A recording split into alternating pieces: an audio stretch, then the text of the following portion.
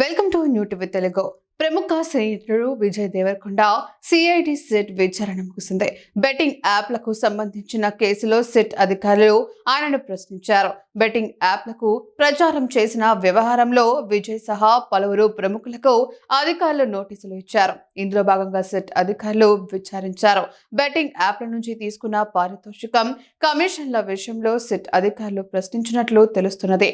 దాదాపు గంటకు పైగా విజయ్ సిఐడి కార్యాలయంలో ఉన్నారు.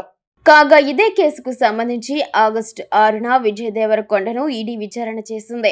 A23 అనే గేమింగ్ యాప్ను ప్రమోట్ చేయడంతో విజయ్ను ఈడీ, సిఐడి విచారణ చేశాయి. విచారణలో భాగంగా A23 గేమింగ్ యాప్ కంపెనీతో చేసుకున్న అగ్రిమెంట్ వివరాలను సిఐడికి విజయ్ దేవరకొండ అందజేశారు.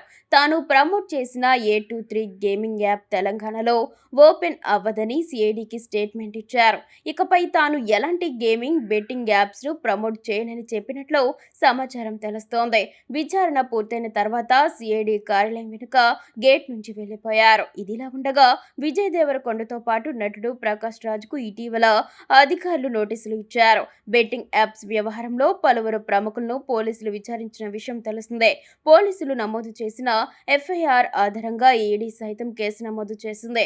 ఈ వ్యవహారంలో కొందరు నటులను ప్రశ్నించింది. మరోవైపు ఇటీవల ఈడీ మాజీ క్రికెటర్లు సురేష్ రైనా, శిఖర్ ధావన్ కు సంబంధించిన 11 కోట్ల రూపాయలకు పైగా ఆస్తులను జప్తు చేసిన విషయం తెలిసిందే.